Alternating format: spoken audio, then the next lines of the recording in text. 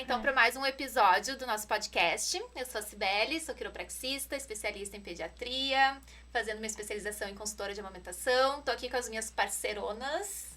Eu sou a Michele, eu sou odontopediatra e estamos aqui para falar mais uma vez de assuntos que amamos.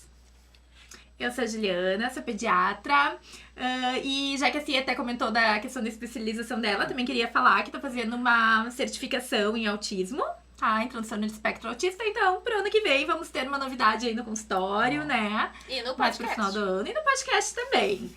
E hoje a gente trouxe a Letícia aqui, nossa amiga, nossa parceira também de trabalho, e vou passar pra ela se apresentar. Bom, pra mim é um prazer estar aqui com vocês, né? Porque a gente já troca muito os nossos casos. Então, eu sou a Letícia, eu sou fonoaudióloga, eu me formei na fundação, já tenho uns 10 anos. E depois disso, desde então, eu sempre trabalhei com bebês. E fiz residência, fiz mestrado em pediatria e fora todas as formações, né? Mas hoje eu atuo, então, só com bebês até 2 anos. E relacionado mais à questão de alimentação, seja amamentação ou introdução alimentar, do que da fala, essencialmente. Isso aí, a Lê, ela veio para complementar ali o nosso trabalho, né? A gente gostava muito de indicar ela e outros colegas, e agora ela tá mais pertinho da gente. Agora com a agenda aberta por aqui. Tá em São Leopoldo também, para dar um help lá pros nossos bebês. Por que a gente chama tanto a Lê, então, né? Vamos lá. E aí, Lê, o que tu acha, assim, que mudou nos últimos anos? Por que será que a gente chama tanto? Eu acho que todos nós vamos concordar que é o famoso teste da linguinha, né? Eu acho que o teste da linguinha... 90%. A língua presa, né? A língua presa. A famosa língua... Moda? É moda a língua Tá presa? na moda. Tá na moda. O autismo também, né? Tá bem alto. Também, tá em alta. É, difícil, né? A gente fala que tá na moda porque tem se falado muito, cada vez mais, mas é porque antigamente não era diagnosticado, né? A gente não enxergava, essas línguas presas estão todas soltas por aí, eu digo, né? Porque a gente não diagnosticava. Então hoje a gente tem um olhar mais pra isso também, porque a gente tá focando mais na amamentação. Então, o que acontecia? A gente viveu a Revolução Industrial. Era o boom de venda de fórmula e de mamadeira. Então, ninguém focava muito na amamentação. Quando a gente começou a ter esses estudos dos benefícios do aleitamento materno, a gente começou a estudar mais o que causa problema no aleitamento materno. E aí, por conta disso, a gente, nem sempre o problema tá na mãe. Não é só a produção, não é só o bico do seio da mãe. Às vezes, o problema pode estar na boquinha do bebê e isso que tá fazendo não dar certo. E aí a gente chegou, então, na língua presa e viu que isso estava atrapalhando bastante na amamentação. E eu acho que é importante, assim, lembrar, né, do trabalho da Roberta Martinelli, que não foi uma coisa que começou semana passada, né? Ela vem há mais de 20 anos estudando, acompanhando os bebês que ela acompanhou lá no início, já são adultos hoje, né? Muitos, ela fala nos cursos, assim, né, que ela já atendeu os filhos, né? E vamos só fazendo um adendo, porque quem é a Roberta Martinelli? Desculpa, tá? É a fonoaudióloga responsável pelo teste da linguinha. Tá. Eu acho que é importante a gente falar também, bem resumido, assim, gurias, mas o que é o teste, né? Vou deixar mais pra Lei, pra Michele falar o que é o teste da linguinha, porque muita gente não sabe. Os pais recebem aquela coisa de testes que são feitos na maternidade, chegam lá e tem esse aqui, o teste da linguinha veio normal, na verdade um papelzinho lá escrito teste da linguinha normal, sem mais nada, tá? Ou teste alterado, sem nenhuma informação. Ainda temos esse teste rolando por aí, né? Mas eles veem que é um teste que o bebê, que é um não teste, né? Mas eles veem, né, esse teste e eles não sabem o que é, eles não viram, né, o teste ser feito, porque muitas vezes não foi, de fato, feito realmente o teste da linguinha, né? Foi só olhado ali a língua da criança, assim, de longe, tá ok, não tá ok, e marcado um X ali. Mas o que enfim, é o teste da linguinha, resumidamente, assim? Eu acho que é o que é, né? O que a gente espera que seja entregue pra essa família, né? Eu acho que é bem importante, né? Como ele vai ser feito. Como ele deve ser feito, né? O que vai ser passado pra essa família a partir do momento que tiver essa alteração efetiva nesse teste da linguinha, o que a gente faz com isso, né? Então, eu acho que vocês duas, principalmente, né, são as pessoas que vão conseguir aqui nos passar essa ideia, né, pra gente conseguir orientar o pessoal melhor. Então, o teste da linguinha, ele é um protocolo que foi criado por uma fonoaudióloga brasileira, Roberta Martinelli, e a partir desse protocolo a gente conseguiu uma legislação no Brasil E em 2014, então, virou lei que todo o recém-nascido deveria sair da maternidade já com esse teste feito. O que é o teste? Ele é para avaliar se tem a língua presa ou não. Então, ele é um protocolo validado na literatura e que pontuam algumas questões de anatomia do freio da língua. E no final a gente tem um score, né? Uma soma de uns números que nos dá se ele é normal, duvidoso, que é uma palavra que gera dúvida, né? Pelo próprio nome. Ou então o alterado. Esse teste, então, ele virou uma lei em 2014, já tem 10 anos. E, infelizmente, não são todas as maternidades que estão fazendo até hoje. Vamos pensar em Porto Alegre, uma capital, a gente tem hospitais que não fazem. Ou tem alguns lugares que fazem, mas é aquela olhadinha, assim, tá feito o teste da linguinha. E não aplicado, de fato, o protocolo somado esse score. Então, 10 anos e a coisa ainda não andou, mas acho que vem andando, né? Aí acho que andou muito entre os profissionais, assim, né? As odontopediatras começaram,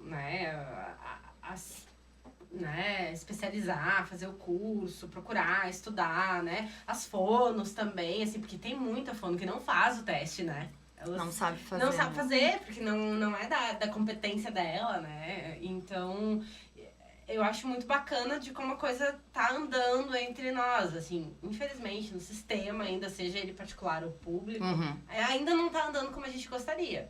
Mas tá andando já, eu acho que aí a gente já tem um ponto bem importante, assim, né? Mas ainda há muito aquela mística, assim, de... Ah, não, mas eu olhei. Tá, mas levantou essa língua. Olhou esse bebê chorando, né?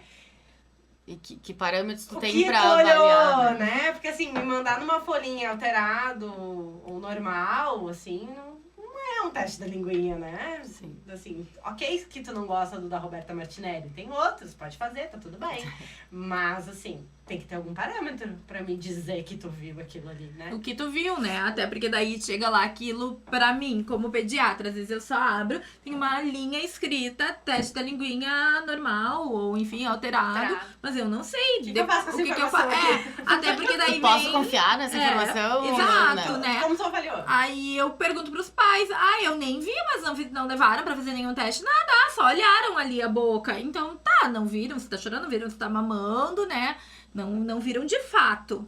E essa informação vem pelos pais e muitas vezes eles nem viram que foi feito o tal do teste da linguinha. Ou até eles não foram informados, né? Tem muitos que tu olha assim na caderneta alterado. E aí tu comenta e os pais, não, mas eu não sei o que tá alterado, entendeu? Nem foi porque conversado. porque na verdade eu acho que, né, a gente sabe que é um turbilhão de coisas acontecendo naqueles primeiros momentos. E aí, se tu não fizer uma orientação com mais tranquilidade, passar por escrito, muitas vezes, acredito eu que seria muito mais válido, eles se perdem, né? E a informação se perdendo, a gente que recebe esse bebê depois também ficamos um pouco perdidas, né? Tá, e já foi feito algo, já foi orientada essa família, qual o peso dessa alteração vai ter em casa para esse bebê, né? Que daí eu acho que entra que é a dúvida da família, por exemplo, no meu consultório. Tá, deu alterado, e agora? Bom, agora a gente precisa ver quais são as alterações e o que tá acontecendo, qual o impacto, o que isso tá trazendo para esse bebê, porque realmente, né, tá aí muito na mídia essa questão de que tá na moda operar a língua presa, tá na moda isso, tá na moda vender pacote, vender muitos profissionais atendendo. Então, a gente tá aqui pra realmente mostrar que existem sim alterações que vão pesar nesse bebê, mas como a gente pode ajudar essa família, né, Lê? O que tu no consultório consegue, assim, né, passar para essa família de orientações, quando ligar o alerta, quando repetir o teste, né? O que pode, né, chamar a atenção para essa família?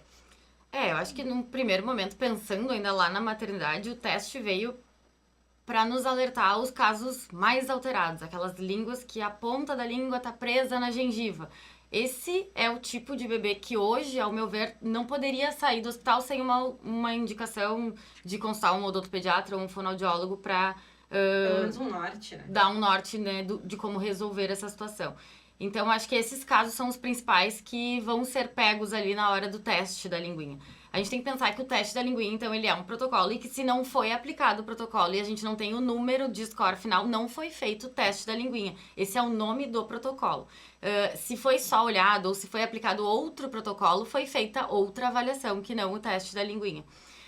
Ele é brasileiro, mas ele é usado mundialmente hoje. E mesmo que as coisas estejam indo devagar, eu acho que aqui do Brasil a gente ainda tá muito na frente. Média, né? Muito na frente de Europa, até mesmo Estados Unidos, assim. E aí, o que acontece? Isso que tu comentou, né, Si? Quando surgiu o teste da linguinha e se relacionou isso à amamentação, toda a dificuldade de amamentação começou a ser culpa do freio. E aí deu um boom de operações, assim, né? Muitos procedimentos em línguas de bebê, porque toda alteração na mamada virou alteração de língua. E aí a gente teve um número muito alto de procedimentos sendo feitos. E aí o pessoal deu uma gritada também. Olha, não dá pra fazer procedimento assim por qualquer motivo, até porque se via que fazia o procedimento e não resolvia o problema de amamentação. Sim. Porque os problemas de amamentação são muito diversos, que não só o da língua. Então, aí a gente começou a ver a importância de realmente ter uma avaliação mais especializada. O teste da linguinha, ele pode ser aplicado por qualquer profissional da saúde que seja habilitado para tal. Mas eu tenho que ser habilitado, eu preciso saber aplicar, né, o teste. Então, pode ser um enfermeiro, pode ser um técnico de enfermagem, pode ser um fono, um odonto, enfim, um físio e o médico. Mas a gente vai precisar ter esse olhar mais especializado quando esse freio não for esse tão alterado. A gente tem o que é bem alterado e a gente tem o que é normal. E entre esses, a gente tem muitos outros. E aí, o que vai nos dizer se isso é ou não uma alteração é o quanto isso está impactando na mobilidade da língua. E aí que entra a avaliação especializada. Porque quem vai avaliar a mobilidade da língua é o fonoaudiólogo. Então, eu acho que o teste, ele vem para nos trazer o norte. E aí, o norte tem que sair lá do hospital. Então, olha, esse freio é alterado. Eu sugiro que você procure um odontopediatra para ver a possibilidade de liberar esta língua. Esse freio não é um alterado, mas ele deu um duvidoso. Ou até mesmo esse freio é normal. Mas, se vocês forem para casa e tiver dificuldade na amamentação, procure ajuda especializada. Não deixa passar, porque pode ser alguma coisa relacionada à língua. Então, acho que é essa informação que falta de direcionar, né? O que eu tenho que prestar atenção em casa para saber se pode ser o freio que está impactando ou não, para ir buscar ajuda. Então, acho que isso já tem que ser vindo dito lá do hospital, né? E eu acho que também, assim, a pessoa tem essa ideia, talvez, de que a freio alterada tem que cortar, é isso resolver o problema. Não é, né? Então, assim, não é. Tá, nem todo freio alterado vai precisar cirurgia. Me corrijam, meninas? Não, né? Tem muita coisa pra ser avaliada e até mesmo a disponibilidade da família, né? Assim, muita família chega pra gente usando a chupeta, né? E aí a conversa séria que a gente tem. Tá disposto a abrir mão da chupeta? Né? Porque vai fazer uma cirurgia, eu quero que essa língua é leve. E aí a chupeta faz o quê? Baixa essa língua. Então a gente, né, tem muita família que chega lá e, não quero olhar a chupeta. Beleza, mas então não opera. Né? Então a gente tem que saber também orientar, não é só saber, eu não posso saber só fazer a cirurgia. Sim, né? e assim, eu acho que a família resto, assim, é importante, assim, ela ter isso, de que talvez nem toda língua alterada vai precisar, né, de uma correção cirúrgica. Sim, né? Observada, avaliada, né, revista, porque ela pode não estar impactando agora, mas daqui 1 mês, 2 meses, esse bebezinho vai crescer, ele vai aumentar o tamanho do estômagozinho, né, ele vai precisar... é bem comum no consultório, né, ali chega perto dos 2 meses, é que dá aquele boom do impacto, né, que é quando tu começa a perceber, até então ele estava ganhando peso, agora ele passou a não ganhar mais peso, ele está muito incomodado com os gases, ele está regurgitando demais, ele engasga, etc, etc, etc. E aí é o bebê que daí, mas até agora não operaram, mas por que eu vou ter que operar agora? Então, né, o que mudou nesse nenê, né? O que mudou? Mudou que a gente tem que ver tudo que está acontecendo no corpo desse nenê, todas essas mudanças, né? E aí entra o que é o debate hoje em dia. Nem toda língua é operada, porém, quando precisa fazer, precisa fazer. E aí a gente precisa também arrumar tudo ao redor. Não é só cortar essa língua e vida que segue, né? Exatamente, que também as pessoas precisam saber, né? Que teve indicação cirúrgica, vai resolver 100% o problema somente fazendo a cirurgia? Talvez não, né? Talvez a gente vai precisar de uma nova avaliação, depois manter um segmento com a fono, né? Daqui a pouco vai precisar ir pra quiro, enfim, N coisas ali que vão precisar ser feitas, né? Não é assim, tipo, que nem tirou vesícula, fiquei bem da minha dor que tinha, que era por causa da pedra da vesícula. Fácil. Né? Problema resolvido. Não é problema resolvido. Eu gosto de comparar mais do que com a vesícula com uma cirurgia de joelho. Não é porque tu operou esse joelho que tu vai sair caminhando. E aí a língua tá muito mais perto disso do que da vesícula, por exemplo, né? Então, é difícil tu operar o joelho e sair caminhando, assim como é difícil operar a língua e sair fazendo a função dela totalmente adequada. Porque eu tenho uma alteração anatômica, que é o freio, mas eu posso ter uma fraqueza muscular, eu posso ter tensão nessa musculatura, e isso também vai dificultar a função, que a gente tá falando aqui da sucção, né? Mas a língua também tem outras funções, que vai ser a respiração, vai ser mais tarde a mastigação, a fala. Então a gente vai ter que ir observando isso. E eu acho que é importante a gente ter pra gente que, claro que o melhor momento de operar é o quanto antes, pra evitar alterações. Sim. Mas pode se operar até adulto. Então, não operamos, meu Deus, acabou. Não, a gente vai acompanhar. E se precisar, a gente vai operar mais tarde. É diferente o procedimento, não é a mesma coisa. Pode mudar um pouco, mas ainda é possível, né? Então, a gente tem que entender isso. É melhor fazer o quanto antes. Se é alterado, vamos evitar que isso traga maiores alterações. Mas tem família que prefere aguardar, tem família que tá com a chupeta, tem família que tá com mamadeira, tem um bebê que tem a língua muito fraca, não adianta eu operar e essa língua continuar fraca, ela não vai cicatrizar bem, né?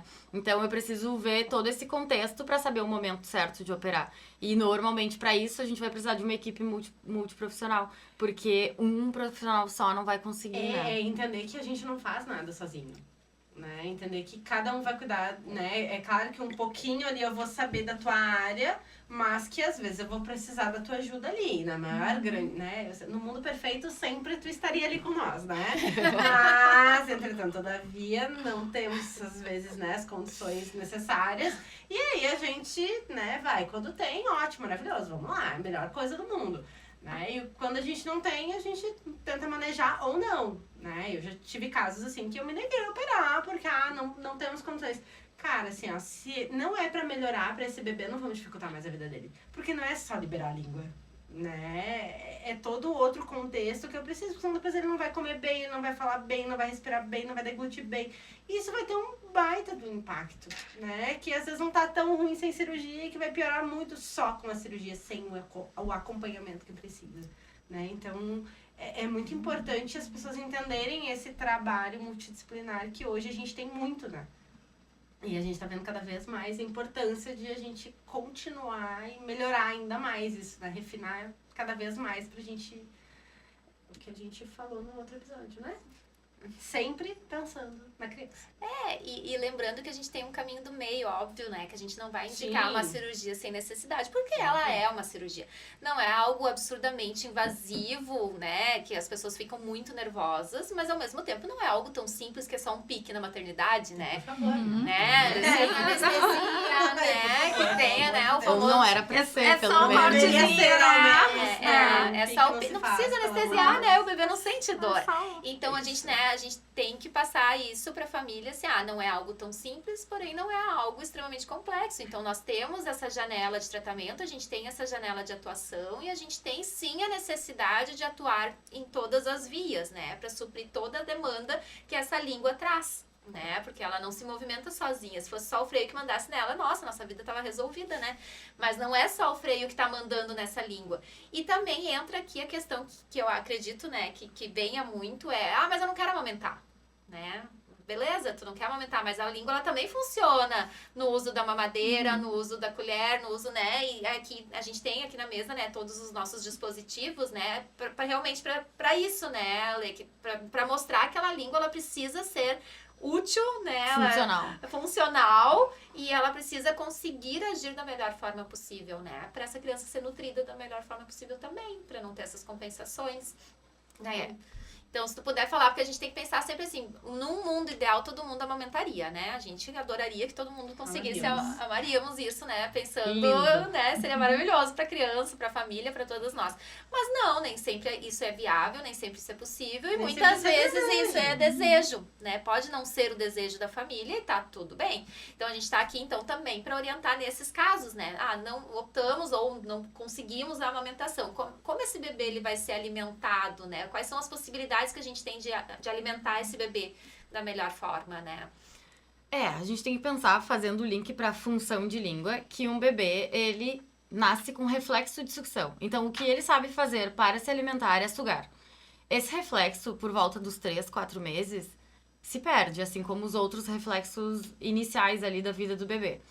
E normalmente é aí que a gente vê no consultório mais esse problema, né? Ah, ali pelos 3 meses começou a degringolar, porque a sucção, ela deixou de ser reflexo, ela virou aprendida. E aí, às vezes, é aí que se perde o fio da meada, né? Aí que a gente vê que dá mais problema, porque daí essa sucção não tá mais dando conta. Além de um volume maior que eu tô precisando, né, mamar. Mas, enfim, a função da língua é sugar. Então, eu tenho que pensar muito nisso quando eu vou tentar dar uma colher ou um copo para um recém-nascido, né? Porque ele não vai sugar, ele não sabe usar o copo e não sabe usar a colher.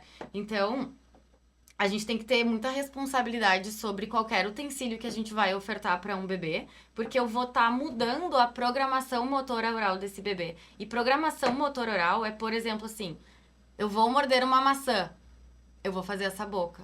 Eu vou sugar um canudo, eu vou fazer assim, porque eu tenho uma programação motora para cada coisa que eu vou comer.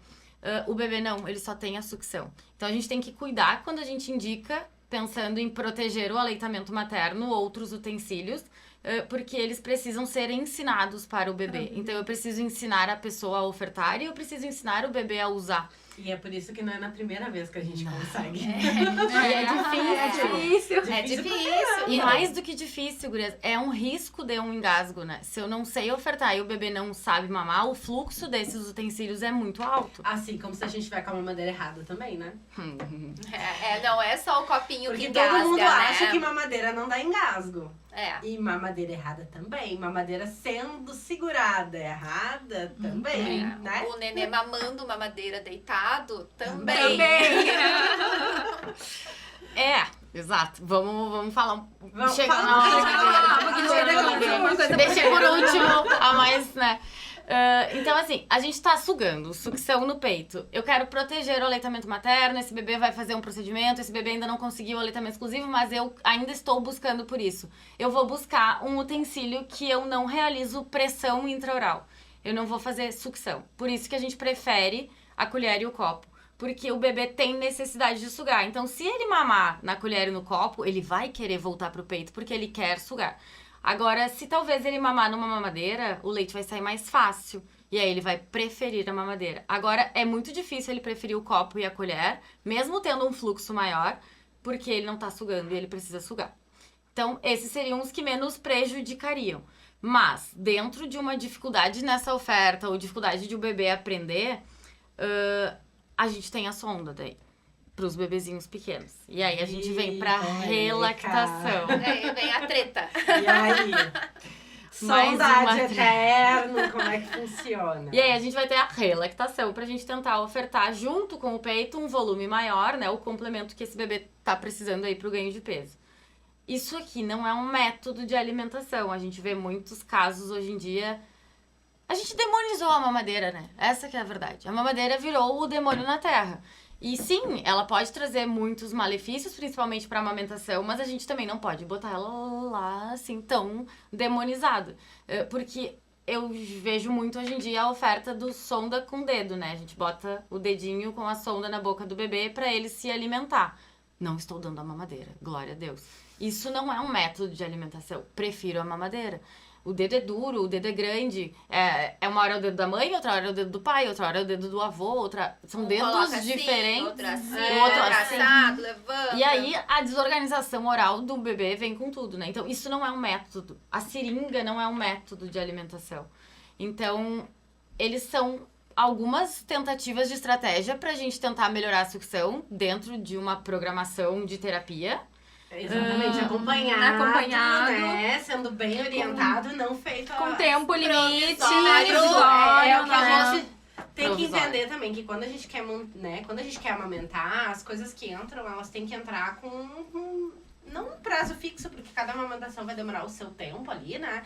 Mas a gente tem que ter um objetivo final e a gente tem que entender o que a gente quer e por que a gente tá fazendo aquilo. A gente não tá usando o copinho porque o bebê vai conseguir mamar super... Não, a gente tá usando o copinho que é pra gente evitar ou tentar minimizar uma confusão de bicos e de fluxo, né? Mas não para resolver. Não, eu vou dar um copinho que ele vai pegar o peito. Não é assim. Uma forma não milagrosa. tem nada a ver com a outra. Não, né? e é tudo treinamento, né? Quanto tempo ele sugou dentro da barriga da mãe com a língua daquela forma? Que ele sugava, ou com aquela né? disfunção oral que ele tinha, ou o que ele sugava, e daí agora ele saiu da barriga, mudou toda a vida desse nenê, e a gente precisa ensinar pra ele uma coisa nova. Então também a gente tem que respeitar um pouco o tempo de aprendizado desse nenê e o estímulo correto, né?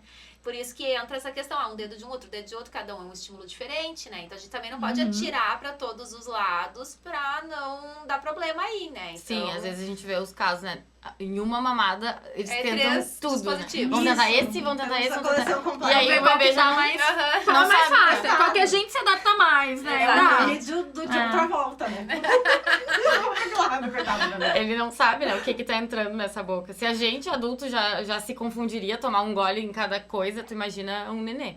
Então, a gente tem que cuidar. Todos os métodos que a gente usar, ou vir a usar pra uma complementação, eles podem dar uma atrapalhada na amamentação. E a gente vai ser responsável por tentar tirar eles depois. Agora, a gente tem que pensar que o bebê não vai amamentar. A mãe não quer mais, a mãe não quis, não deu a produção, a mãe não pode, às vezes tem alguns casos. Aí a gente não vai usar esses métodos. A gente vai usar a mamadeira. E tudo bem. E tá tudo bem. Por que a mamadeira, gente? Porque o bebê, como a gente falou, tem necessidade de sucção, ele precisa sugar. Mesmo que a mamadeira não seja o ideal, ainda assim ele vai sugar, ele vai fazer pressão e vai desenvolver um pouco mais a mandíbula do que usar um copo desde o começo. E até o fluxo, né? Porque se é um bebê que também não vai ser amamentado no peito, eu pelo menos consigo controlar um pouco mais o fluxo do que dando pelos outros, né? Então diminui também um pouco o risco de engasgo, né? Em comparação com aqueles outros ali. Sim. Então, acho que nesse sentido vai trazer uma segurança a mais, né? É a questão da individualidade, né? Cada caso é um caso e a gente vai ter que ver o que a gente vai... E aí, falando mais da mamadeira, né? Hoje em dia tá bem assim, as minhas amigas...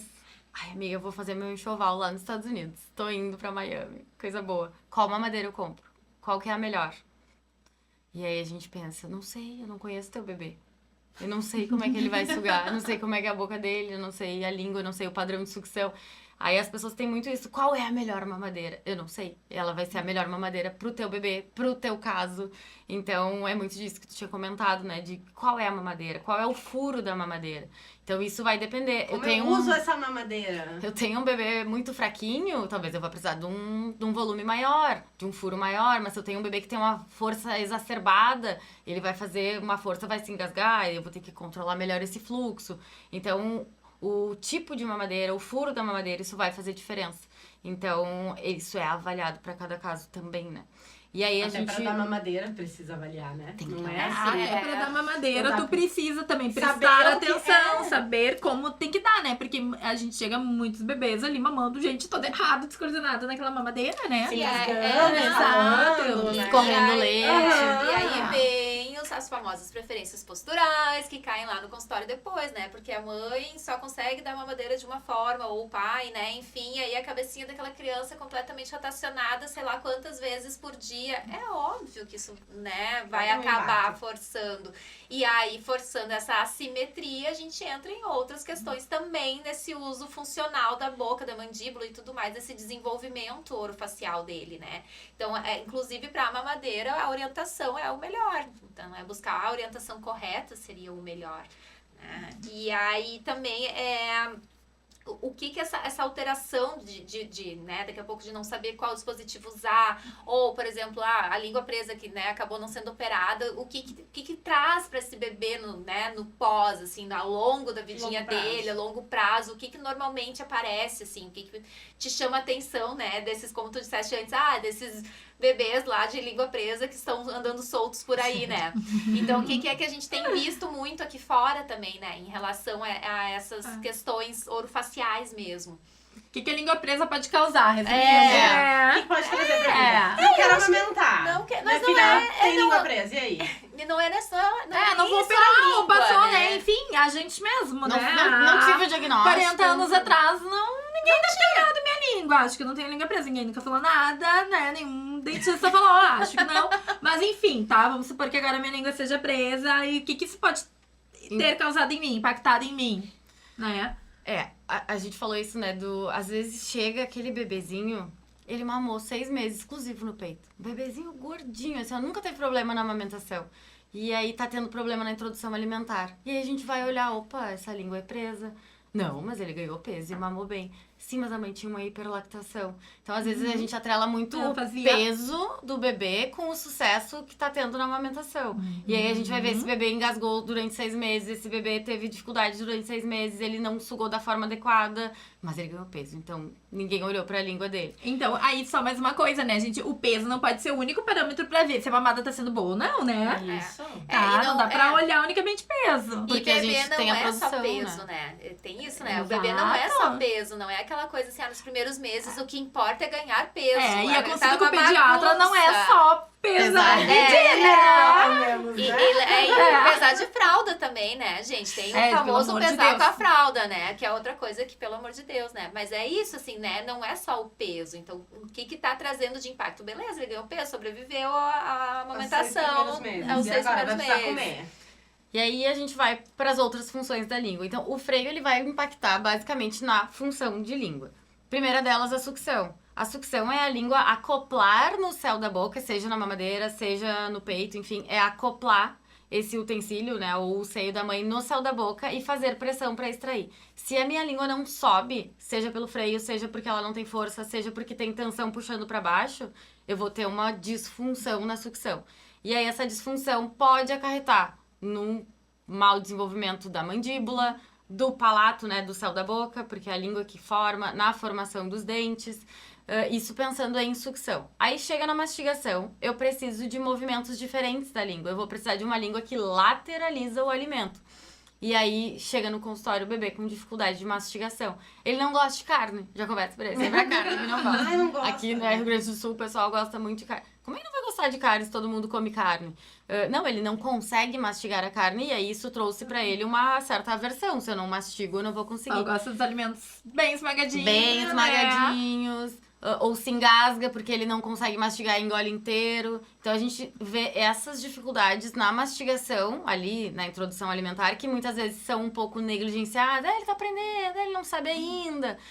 Introdução alimentar. Introdução alimentar. Sim, ele tá aprendendo, mas aí a gente chega lá com 1 ano e ele já não quer mais nem olhar pra carne. Porque essa dificuldade se tornou uma aversão. Então, a gente tem que cuidar dessas dificuldades. Sim, temos dificuldades normais ali na introdução alimentar, é um aprendizado, mas a gente tem que ir acompanhando. Então, vai aparecer essa dificuldade na introdução alimentar, vai aparecer essa dificuldade de movimentar a língua para fala. Então, eu preciso...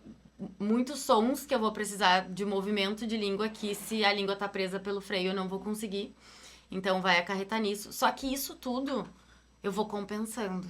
Porque o meu corpo é muito inteligente, então, se eu não tô conseguindo levar a língua pra sugar, se eu não tô conseguindo lateralizar a língua pra mastigar ou pra falar, eu vou começar a usar outros músculos. Então, eu vou fazer movimento de cabeça pra me ajudar a engolir, eu vou movimento lateral para conseguir trazer para esse lado, e assim eu vou compensando. E aí essas compensações, tá aqui a Cibele para nos dizer mais ainda, podem gerar outras questões que não estão nada a ver com a língua diretamente, mas que vão impactar no corpo lá pra frente também. Eu sempre falo, gente, não são alterações de vida ou morte. Meu Deus, eu não vi a língua presa quando eu não vivi mais. Viveu, tá aí vivendo, correndo, caminhando, beijando, tá fazendo tudo, mas tá compensado. Então, a gente tem que olhar pra essas alterações, além das alterações de função de língua também. Sim. E aí, essa culpa, né? Eu não vi a língua, não me disseram que tinha uma língua alterada, né? Não fui informado, né? Que aparece muito isso, né? No consultório. A família se sentindo muito culpada. Eu perdi a amamentação e ninguém me levantou a questão de que poderia ser a língua. E aí... Claro, tu fica se sentindo mal também por essa família, porque daqui a pouco o problema poderia ter sido resolvido, mas também daqui a pouco poderia não ter sido resolvido, né? Muitos fatores. São muitos fatores. A gente nunca tem, né, que eu gosto de falar isso, tu não tem como saber se foi isso que fez a perda da Até porque da muitas vezes não é um único problema, né? São vários problemas nunca, associados, né? Quase nunca é um problema, né? Então, eu perdi a amamentação... Não sei se foi isso, né? Não sei se é essa a causa, mas a gente tem como agora tentar, né, melhorar essa função, né? Trazer para essa terapia, né? Que eu acho que aí entra a importância da fono, né? Vocês vão fazer essas terapias, vocês vão, né? E aí o pessoal às vezes fica, mas não é muita manipulação do bebê, né? Não vai criar aversão. Quando bem indicada, não, né? Eu acho que tem casos que são necessários e vamos lá, vamos entender fazer. Que fono não trabalha, só fala, né? Eu tava pensando nisso, né? Exatamente. Exatamente. A gente Porque, tem, né? Assim, às vezes eu vejo uns olhos arregalados, assim, mas só falta me perguntar, assim, eu vejo passando no outdoor, assim, fala, vai fazer o que na fono? Não, esse é o clássico. Pois não, então. Ou não tá comendo também, não querem ir na fono porque não tá comendo, né? Não, mas ele ainda não come, porque vai sim, mas ele alimentar com leite é comer, né? E um dia vai comer, se Deus quiser. É engraçado, porque entra uma família nova pra uma consulta comigo e a primeira coisa que eu pergunto é: nem fala ainda e tá na fono? O que vocês estão fazendo aqui? Eu brinco. E a família, pois é, né? Nem sabia que vinha na fono. E daí eu brinco, eu digo, porque os que falam eu não atendo. Os que falam, eles caminham assim, vão indo lá pra outra fono. Gente, é muito fácil a gente pensar na fono pra fala, mas a musculatura que a gente usa pra falar é a mesma que usa pra comer. E aí que entra a fono. É por isso que a fono trabalha com isso, né? E eu, no meu caso, especialmente só nisso. Então a gente vai ter, além das disfunções motoras, orais, disfunções de deglutição e aí disfagia, né? Os engasgos aí, questões mais complexas também de trabalhar nessa parte de amamentação e de alimentação que o fono vai trabalhar. Então, isso de não manipular muito, eu concordo. Claro que a gente não quer que um bebezinho de 1 mês saia de casa pra ir na físio, pra ir na quiro, pra ir na dentista, vai na pedi, vai na fono e volta lá na osteopata e vai na consultora. A gente não quer que o bebê fique dando toda essa banda, mas... Só alguns bebês vão precisar dessa Alguns banda. vão precisar. Alguns precisam. E essa banda vai ser importante não só pra amamentação. Óbvio, a gente quer que os bebês mamem, né? Mas assim, depois pro desenvolvimento, qual vai ser o impacto? Se a gente não der essa banda agora, a banda depois vai ser bem maior. É bem maior. E aí a gente vai estar trabalhando uma prevenção, né? Beleza, a gente não quer que eles, né, circulem na rua todo agora dia. São bem menores, né? Uma, duas, né? Deveriam ser, pelo menos. Deveriam ser, né? Que é isso, a gente tem muita gente manipulando mais do que o necessário. Assim como tem muita gente operando sem necessidade, assim como, né? Enfim, ou muita gente não operando, também temos, né, o caso do operar sem necessidade ou do não operar mesmo com necessidade. Assim como, né, o pessoal que tem uma série de pacotes, enfim, ou aqueles que não manipulam. Mas eu acho que é aí que entra o nosso papel, que é a avaliação individual, né? E aí dentro dessa avaliação individual de como é esse bebê, é esse debate entre profissionais. Eu acho que, né, tu ter a abertura de falar, né, honestamente com os profissionais que estão ao teu redor para discutir o caso, ver o que é o melhor para esse bebezinho. Não é para mim, é pro fulano, e é aí que importa, né? A ética que a gente tem que ter no consultório é essa, né? Hoje a gente se especializa muito, né? Então, olha, eu dentro da fono trabalho com bebezinho, só com alimentação.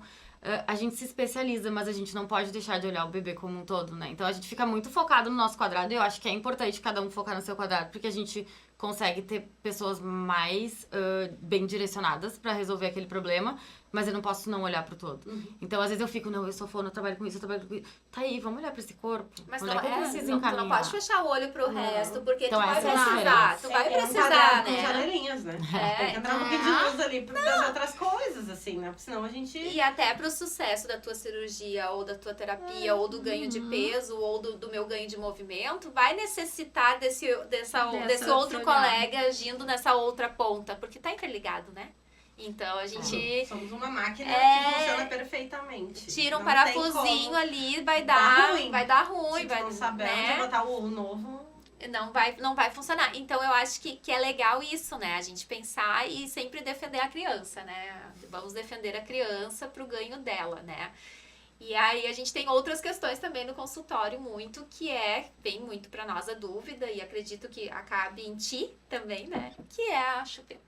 Né? E daí eu já olho pra Michele. Eu já olhei pra Michele, a chupeta, né? Deixar a Michele começar? Fala, não, então deixa pra ela. Vamos botar. A gente põe a convidada na saia junto, a gente dá um presentinho depois do final. A gente faz um carinho. Vamos falar assim, chupeta só em tarta-dente, esse é o problema da chupeta. Eu só não dei chupeta pra minha filha porque eu não queria dente torto. Porque arruma depois, né? A chupeta, a gente arruma os dentes depois, não dá nada. Põe no aparelho. Aí eu vou deixar os dentes pra dentista, né? Vou falar da parte da fala. Gente, vou voltar a falar da língua. Acho que o podcast é de língua esse, né? O que a chupeta faz? A gente tava aqui falando em liberar uma língua presa em movimentos para a função da língua, para que essa língua eleve, para que ela alcance o céu da boca e faça suas funções. Quando eu coloco uma chupeta em cima da língua, eu estou abaixando essa língua. Eu estou fazendo o contrário de tudo o que a gente estava preconizando tudo aqui, né? Tudo que a gente estava buscando. Onde isso vai se repercutir mais gritantemente na respiração. Então, a função de respiração, a chupeta atrapalha muito. Então, essa língua que tá ficando muito baixa, essa boca vai ficar mais aberta. Ah, mas ele só usa pra dormir. Depois que ele dorme, a chupeta cai. Sim, daí ele cai e a boca fica aberta e a língua fica baixa. E aí esse bebê começa a respirar pela boca, ele vai ser um respirador bucal.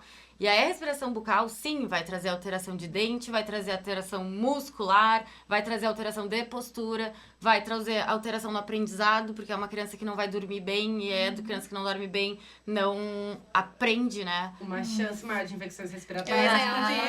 Tem filtro, pra entrar tudo quentinho, bonitinho, filtrado. Resumindo, vai viver doente, né? Vai ter alteração postural, exato. Não sei por que ele pega tanta infecção respiratória. Daí tu olha, tá aquela criança com a chupeta. A boca aberta. Ou já tirou a chupeta, mas tá com a boca aberta. E aí que a gente tem que pensar nessa manipulação precoce, né? Ok, talvez precise de fono ali, precise da dentista, precise daquilo num primeiro momento pra ajustar essa musculatura. Mas se eu não fizer isso, o quanto eu vou precisar dessas profissionais depois é muito mais. Muito mais. Num bebê, eu consigo em 3 sessões mudar um padrão muscular. Numa criança de 5 anos, não. Num adulto, meu bem, vá fazer exercício 1 ano pra mudar isso aqui, ó. Vai chegar com 5 anos já tendo tomado todos os antibióticos possíveis. Internado 40 vezes. E pega um adolescente. Pega um adolescente, a famosa corcundinha dos adolescentes hoje em dia é batata, gente. Boa parte, claro. Temos associação com o uso, né, de telas, ok, né? A gente sabe disso. Nunca é um fator só. Mas vai ter uma chupeta, provavelmente, nessa jogada na primeira infância, né? E o pior agora é a chupeta com o... o peso. Até a Ale fez esses tempos um post, né? Bem legal sobre isso. Não sei o nome daquele cacareco que eles penduram aqui. Naninha. A naninha. Ou às vezes tem um urso ainda embaixo, né? Pensa o bichão lá. Puxando tudo pra baixo. O crossfit do bico agora. Naninha, cada um com a sua. Não bastasse a chupeta. Tem, né? E aí a gente entra muito, né, nessa demonização, assim como antes tu falou da mamadeira, mas a demonização da chupeta, e que os pais dizem, mas é só um pouquinho, né? Mas por que a gente luta tanto pra não botar nem um pouquinho? É prejudicial, sabe? Eu acho que tu tem que saber que no momento em que tu dá, tu tem que ver os prós e os contras, e eu acho que nesse caso a gente tem muito mais contra. E a gente precisa falar sobre isso. A gente tem pró. Desculpa, amiga, não tem pró. Calar a boquinha do neném. Os ouvidos, né? Só os ouvidos. Dos pais. Dos pais. E a diferença ainda da mamadeira é que a gente está numa função. E a gente tá numa função de alimentação. Exato, a chupeta não tem função. Né? E, gente, eu sempre falo, assim, eu não tenho filho. Então, pensando por esse lado, eu já ouvi muito dos pais. Mas tu nem tem filho, né? Quando tu tiver, tu vai ver. E aí tu vai dar a chupeta. Não sei, eu não tenho filho, eu não posso falar. Mas eu fui a criança... Eu já tô nesse lugar agora, que eu escutei bastante que tu não tem filho, tá? Então, assim, tô aqui pra testemunhar que dá pra criar uma criança sem chupeta. Tá, vai chorar e um dia para. E voltando, no meu caso, a trabalhar com a criança com menos de 2 meses, ficando Nos com o pai. Casos, Tu também, né? Ficando com o pai ou com a avó. Mas não deram chupeta. Vamos aprender a vincular com a criança. Vamos criar vínculo. E vai chorar, ok. Vamos acalmar o chorinho dele. Vamos achar outros jeitos de acalmar, porque ela vai chorar igual. E a chupeta só vai ficar em silêncio, ela vai continuar tendo as suas frustrações e tristezas e não vai ser a chupeta que vai resolver. Porque ninguém tá esperando que a criança tenha 16 anos e esteja com a chupeta pra acalmar. Eu espero. Espero que não, né? Exato, né? Não estamos esperando que a criança chegue lá com uma chupeta aos 16 anos pra acalmar os sufocos da vida, né? Aos 16 não, mas eu fui a criança que usou até os 6. Então, eu não tô no lugar de fala de uma mãe, pra poder dizer, mas eu tô no lugar da criança que usou. Eu me lembro, gente, de ir no Praia de Belas levar pro Papai Noel uns 3 anos seguidos. Até que levou, efetivamente. Até que um dia não foi mais. Mas assim, era muito difícil largar depois dessa chupeta. Claro. E os mesmos 6 anos que eu usei a chupeta, eu usei de aparelho depois. Eu fui essa respiradora bucal, eu fui a corcundinha, eu fui... Então, isso gerou tantas complicações na minha vida que hoje eu tenho a propriedade de dizer, não dei uma chupeta pra essa criança. Se eu não tivesse usado, se a minha mãe tivesse essa orientação na época, muitos problemas hoje estariam bem mais resolvidos. Eu já ouvi relato, assim, de adulto me contar, assim, que quando o dentista pediu, assim, e assim, o dentista meio que determinou que tinha que largar a chupeta, ela disse pra mim, assim, parece que tinham tirado o meu braço. Isso me doeu de um tanto. Foi ali, eu não demonizava a chupeta. Naquele dia, eu disse, nunca mais eu vou dizer pra uma mãe que tá tudo bem chupar um pouquinho. Nunca mais. Porque foi ali que eu entendi que é o outro lado depois. Sabe? Não é agora. É o depois, o quanto a gente vai lembrar, quais as consequências. Adultos que largam a chupeta vão chupar dedo. Roer unha, sabe? Vai compensar. Tu vai compensar em outra coisa. Né? E hoje a gente já diz, não, pelo amor de Deus, não tirem a chupeta abrupta. Vamos devagarinho, né? Porque assim, a gente deu. Agora a gente tem que ensinar essa criança a lidar sem a chupeta. E aí nós vamos ter que lutar essa batalha junto com a criança, pra criança aos pouquinhos se desligando disso, pra não pegar outro hábito. Porque senão aí nós estamos ferrados. Porque nós vamos trocar 6 por meia dúzia, daí não adianta nada. A batalha vai vir. Seja lá no começo a batalha que tu vai ter pra não dar essa chupeta. Seja depois. Tu vai ter que escolher e assim, né, gente, é aquele, mas é só um pouquinho, tá? Mas é que um pouquinho pra ti, às vezes não é o mesmo pouquinho pra mim. Às vezes um pouquinho pra mim, eu vou ser uma baita no respirador oral e tu não vai ter problema com isso. Não, mas aquela coisa, a gente fala... As pessoas são diferentes. Tu tem que falar no consultório, tá? E se tu for só um pouquinho na academia todo dia, né? Se tu fizer, sei lá, 10 flexões, por exemplo, né? Se tu fizer 10 exercícios de bíceps, como é que vai ficar esse teu músculo com essas 10 só um pouquinho por dia? E como é que vai ficar com as 10 vezes que tu dá a chupeta e ele dá 5 chupadinha na chupeta antes de dormir durante o dia? Vai mudar, não tem essa de só um pouquinho, não vai mudar, vai ter uma reação. O corpo é ação, reação. Aqui, a partir do momento que tu faz algo, tu recebe algo em troca. E é isso, né? A chupeta e é o só bebê um vai pouquinho. Acostumando, ele vai querendo mais. Cada vez é um pouquinho mais. E daqui a pouco tá pendurado aqui. E depois que pendura na roupa... Aí foi o com as cordas. Não, e aí tipo... tá acessível, né? O tempo que ela quiser. O tempo que quiser. né? A gente tem uma pergunta pra ti.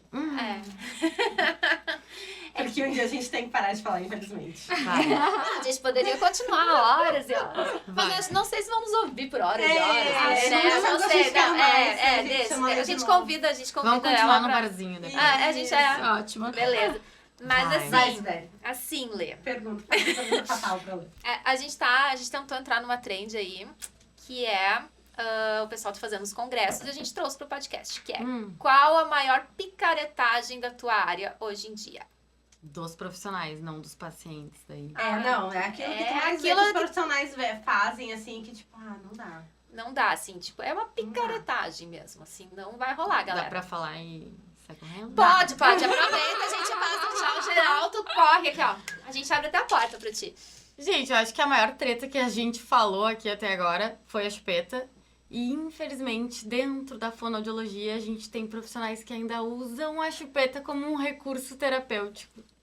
Cheguei a me arrepiar toda. Pra aprender a mamar, né? Pra aprender a sugar, pra aprender pra fortalecer a musculatura da língua. Treina a língua. Lá embaixo, onde ela não pode ficar, né? Isso é picaretagem, gente. Isso é picaretagem. Eu posso vir a usar uma chupeta num caso de um bebê neurológico que não aceita nada nessa boca, mas pensando... é exceção da exceção. Um bebê neurológico que tem via alternativa de alimentação, que não aceita nada na boca e que eu quero começar a trazer um conforto oral. Talvez.